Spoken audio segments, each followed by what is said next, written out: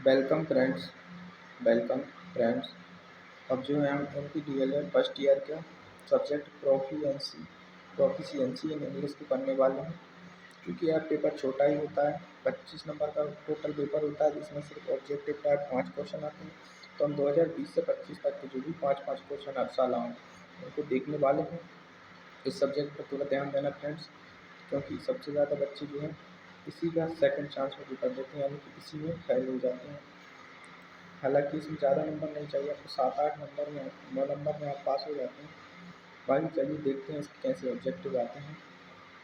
तो 2025 में पूछा गया, ए खालिस्तान is produced by mixing of two pure vowels. तो दो प्योर वोवल्स को मिलाकर क्या बनता है। तो दोस्तों यह क्वेश्चन काफ़ी ज़्यादा घूमता हुआ आता है। तो आपको याद रखना है कि जो डिफथॉन्ग्स होती हैं जिनकी संख्या 8 है, जो कि साउंड है जो इंग्लिश के साउंड हैं वोवल्स के, यह जो है दो प्योर वोवल्स को मिला के बनते हैं। अब आप पूछेंगे कि प्योर वोवल्स कितने होते हैं। प्योर वोवल्स होते हैं 12, और टोटल वोवल साउंड जो होते हैं 20 होते हैं। और यहाँ पर इसमें कन्फ्यूज नहीं होना आपको कि वोवल्स तो वो हम पढ़े थे ए आई ओ यू, वो जो है बाउंड है। यहाँ पर हम साउंड की बात कर रहे हैं, तो साउंड 20 ही होते हैं, वोवल साउंड 20 होते हैं, इसको आपको याद रखना है। चलिए अगले क्वेश्चन पर चलते हैं। The study of sound of speech is known as. तो जब हम साउंड की स्टडी करते हैं वह किस नाम से जानी जाती है। तो दोस्तों यहाँ पर इन दोनों का तो कोई काम नहीं है, इन दोनों में आप कन्फ्यूजन हो सकती है, फोनोलॉजी या फोनेटिक्स। तो जो सही आंसर है इस क्वेश्चन के हिसाब से वह फोनेटिक्स है।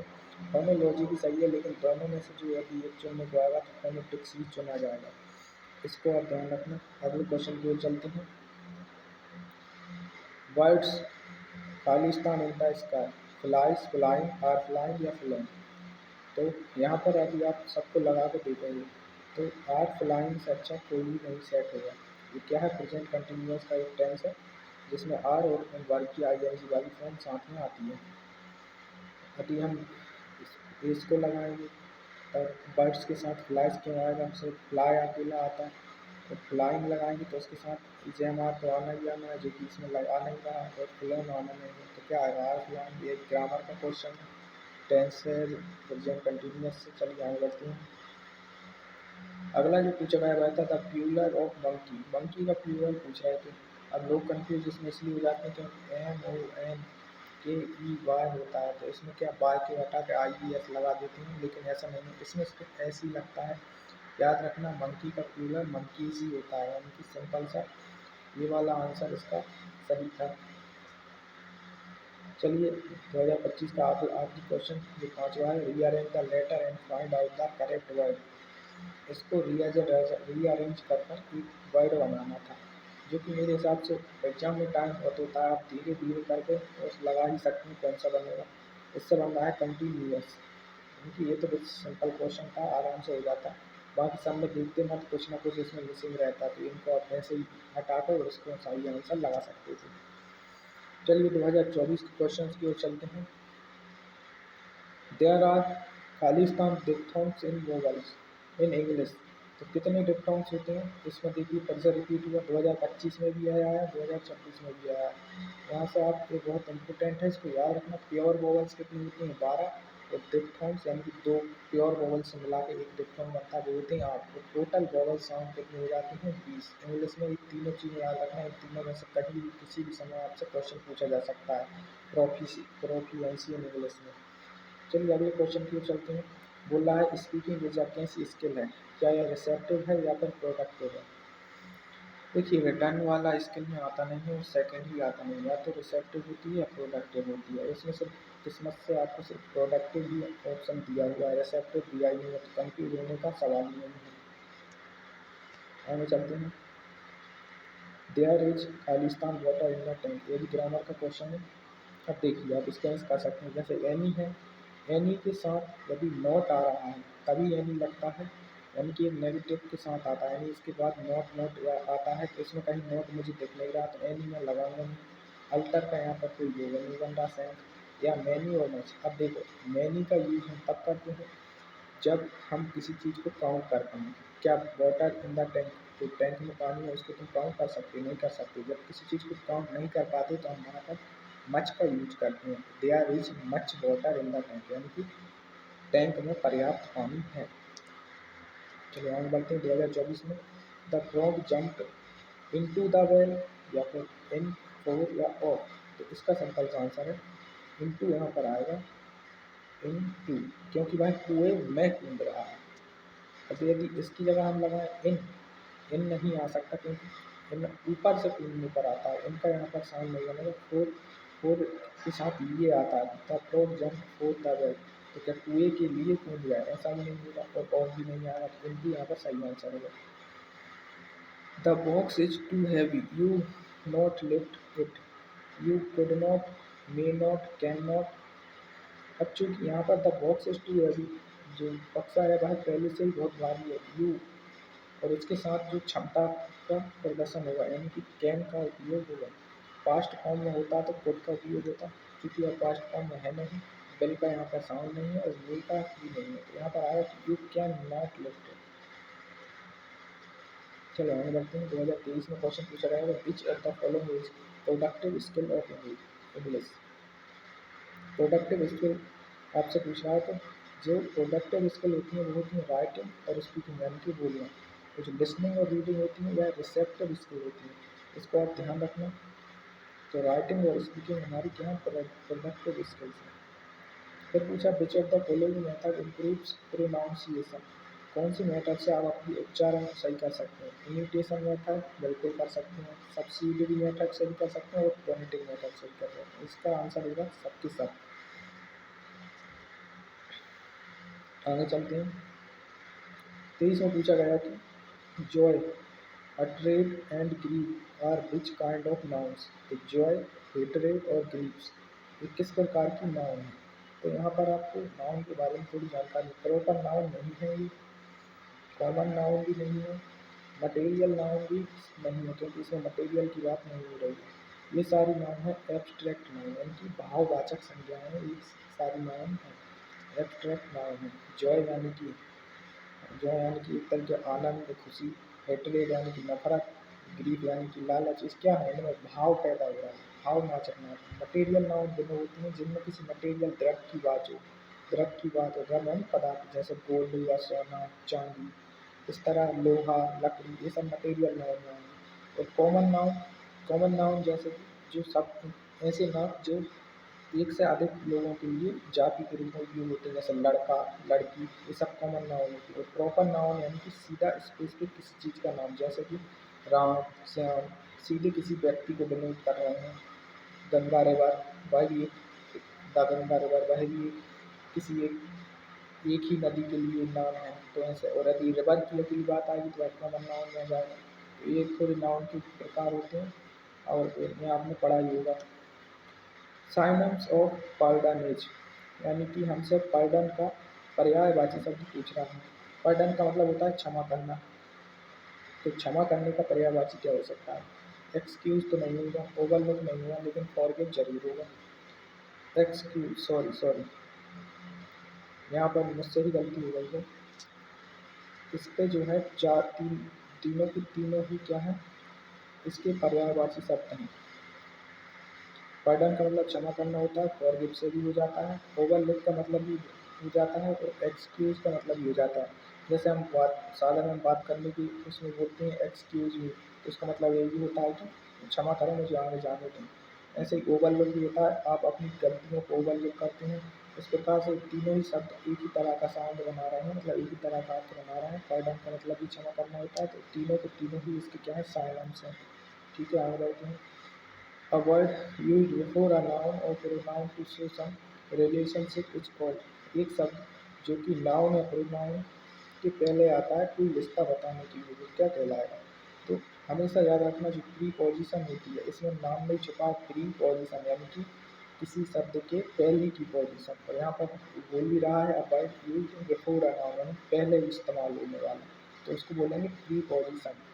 इसको भी आप याद रखना, ग्रामर का ही सवाल है। कुछ क्वेश्चन इसमें जो 5 में से 2 या 3 तो ग्रामर के ही आते हैं, यानी कि यदि आपकी ग्रामर ठीक ठाक है तो आप इसमें से बहुत सारे क्वेश्चन को सही कर सकते हैं।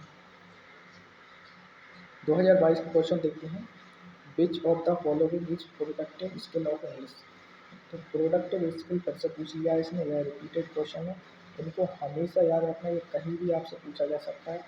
राइटिंग और स्पीकिंग को प्रोडक्टिव स्किल और लिसनिंग और रीडिंग को रखते हैं किसमें, रिसेप्टिव स्किल में।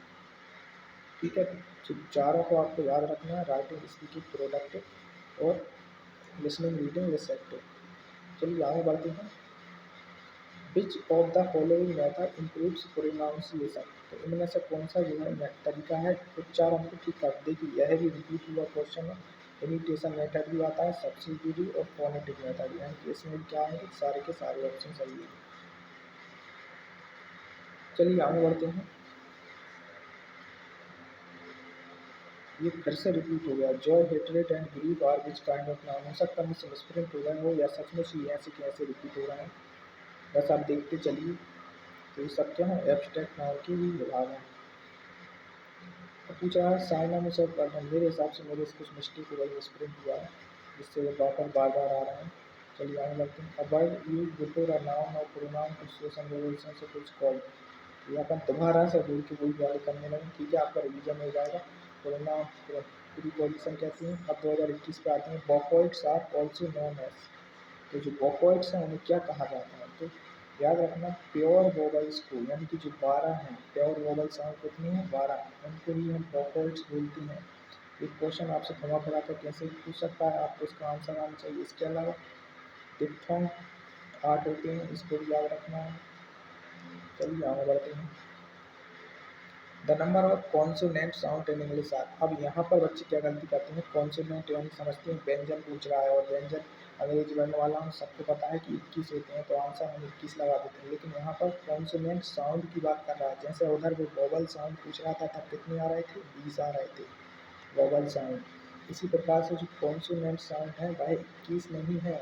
कॉन्सोनेंट साउंड कितनी है, 21 नहीं है, 24 कॉन्सोनेंट साउंड होते हैं। साउंड कॉन्सोनेंट कितने होते हैं, 24, और वोवल साउंड कितने होते हैं, 20। तो आपसे यदि पूछे अंग्रेजी वर्ण वाला में साउंड कितने होते हैं, तो आप कितने बोलेंगे, 44। अंग्रेजी वर्ण वाला के साउंड कितने होते हैं, कॉन्सोनेंट और वोवल साउंड मिलाकर 44। और मैंने आपको वोवल साउंड का बता ही दिया है, 12 तो क्या होंगे, 12 तो क्या होंगे, प्योर साउंड होंगे, 8 डिप्थोंग होंगे, मिलाकर जो 20 बनेंगे उन्हें वोवल साउंड बोलेंगे, और 24 जो है कॉन्सोनेंट साउंड होंगे।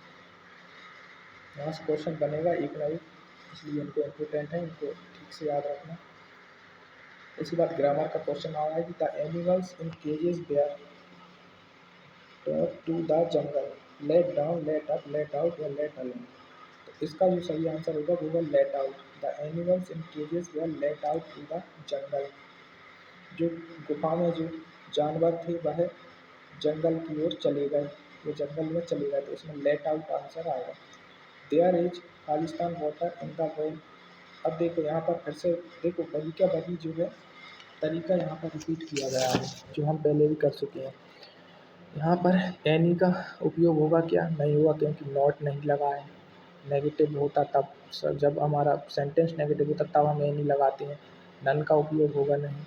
इसके बाद मच या मैनी में आप कंफ्यूज होंगे, तो याद रखना जहाँ मैनी होगा वहाँ हम चीज़ को गिन सकते हैं, जैसे there is water in the well, तो जो कुएं में पानी है क्या हम उसे गिन सकते हैं, नहीं गिन सकते, तो मैनी का उपयोग भी नहीं करेंगे।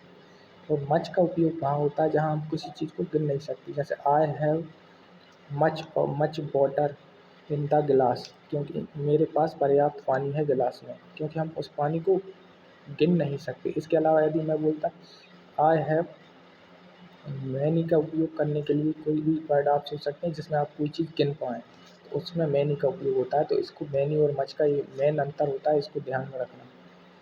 सी cut her finger with a knife, इसमें आएगा विथ, यानी उसने चाकू से अपनी उंगली काट ली। फ्रॉम यानी चाकू के लिए तो आएगा नहीं, टू और ऑफ भी नहीं आएगा, इसमें आएगा विथ। सीधा सीधा याद रखना, यदि ऐसा का ऐसा या इससे ही रिलेटेड कोई कंसेप्ट रिपीट होता है तो आप विथ लगा सकते हैं उसमें।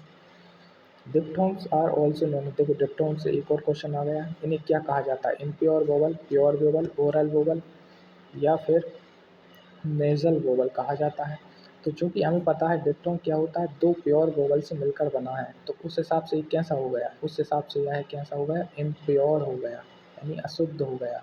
प्योर वोवल की संख्या कितनी है? 12। डिप्थोंग्स यानी कि इम्प्योर वोवल की संख्या कितनी है? 8। टोटल वोवल साउंड कितनी है? 20। ये बात बहुत अच्छे से याद रखना बच्चों। चलिए आगे बढ़ते हैं।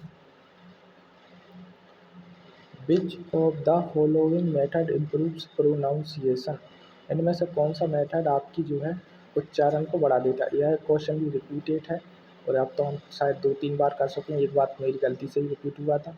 तो इस प्रकार से इसका आंसर सारे के सारे हैं। इमिटेशन, सब्सिडरी और फोनेटिक मेथड तीनों ही क्या है? प्रोनाउंसिएशन को इम्प्रूव करते हैं। 28 में क्वेश्चन पूछ रहा है, meaning of grammar in the set of formal pattern in which the word of a language are arrange in order to convey larger meaning, who said the statement? इस statement किसने कहा था, ऐसा पूछ रहा है। तो अब इसमें तो आप कुछ नहीं कह सकते, यदि आपने पढ़ा है ठीक से तभी आप इसका बता सकते हैं कि इस स्टेटमेंट किसने कही थी। तो इसमें डब्ल्यू लेंसल आता है, इसका थोड़ा बहुत आप ट्रिक रख लेना कि लास्ट में order to convey larger meanings वाला यदि स्टेटमेंट आएगा तो हमें नेल्सन को लगाना है उसमें। हो सकता है दोबारा रिपीट हो जाए और आपका बन जाए, सही हो जाए, क्योंकि ज़्यादातर लोग इसको गलत करेंगे। चलिए आगे बढ़ते हैं। अब फिर से ये देखिए रिपीटेड क्वेश्चन है, जॉय, हेट्रेड और ग्रीफ किस प्रकार की नाउन है? अभी मैंने आपको बताया था प्रॉपर नाउन जिनमें सीधा किसी व्यक्ति से संबंध हो रहा हो, यानी किसी एक व्यक्ति से संबंध हो रहा है, जैसे नाम किसी का भी, राम, श्याम, नदी का नाम जैसे द गंगा। मटेरियल नाउन कैसे हुई? जिसमें किसी द्रव्य की बात हो रही है, यानी पदार्थ की, जैसे सोना हो गया, चांदी हो गया यानी कि गोल्ड, सिल्वर, या फिर लकड़ी हो गई, लकड़ी को मटेरियल बोलेंगे। कॉमन नाउन यानी कि जो एक से अधिक या कई समूह के व्यक्तियों के लिए एक साथ उपयोग में हो सकता है, जैसे बॉय, कई बॉय हो सकते हैं, कई गर्ल्स हो सकती हैं, जैसे स्टूडेंट हो गया। ऐसी एब्स्ट्रैक्ट नाउन जो होती है उसमें होता है भाववाचक संज्ञा, यानी कि जिसमें किसी चीज़ का भाव निकाला, जैसे जॉय, आनंद, आनंद एक क्या है? एक प्रकार का इमोशन, भाव है। हेट्रेड, नफरत, इमोशन, भाव है। ग्रीफ यानी लालच, इमोशन, भाव है। तो वो कैसी नाउन्स हैं? एब्स्ट्रैक्ट नाउन है। तो एक आप याद रखना, क्योंकि इनमें से कोई ना कोई क्वेश्चन आपसे पूछ ही लेगा यदि पूछना होगा उसको। तो which of the following is the kind of verb? इनमें से कौन सा एक वर्ब का प्रकार है? तो ऑक्सिलरी वर्ब होती हैं, बिल्कुल होती हैं। इंटरस्टेटिव वर्ब और ट्रांजिटिव वर्ब भी होती हैं। तो इसका क्या आंसर होगा कि तीनों ही क्या हैं? वर्ब के प्रकार हैं। ठीक है, आगे चलते हैं। अब आगे नहीं चलना है क्योंकि अब हमारे क्वेश्चन हो गए हैं ख़त्म। यानी कि हमने 2020 से लेकर 2025 तक के जो भी 5 IMP जो ऑब्जेक्टिव आए हैं, और आप समझ के चलिए इन 5 जो आपके ऑब्जेक्टिव आए हैं, 2 या 3 तो इन्हीं से रिलेटेड या इनसे एज भी आ सकते हैं। तो इनको थोड़ा ध्यान दीजिएगा। जैसे ग्रामर के जो कंसेप्ट इसमें बताए गए हैं उनको कैसे आता है, ऐसे उससे थोड़ा बहुत चेंज होकर सेंटेंस चेंज हो गया और वही कंसेप्ट आपसे दोबारा पूछ सकते हैं, ऐसा ही ज़्यादातर होता है। तो उसको आप याद रखना। और बाकी आप इस सब्जेक्ट को थोड़ा अच्छे से तैयार करना, क्योंकि इस सब्जेक्ट थोड़ा कठिन पड़ जाता है जब अपन इसको करते हैं। जो हिंदी मीडियम वाले बच्चे होते हैं उनके लिए तो सचमुच ही कठिन हो जाता है, क्योंकि प्रॉपर इंग्लिश में सब चीज़ों को लिखना पड़ता है, प्रॉपर इंग्लिश का ही काम होता है। तो उसमें बच्चों को थोड़ी दिक्कत आ जाती है, ना तो वो अपने हिसाब से या मन से बनाकर कुछ लिख पाते हैं। तो उस हिसाब से इस सब्जेक्ट पर थोड़ा विशेष ध्यान दें। धन्यवाद।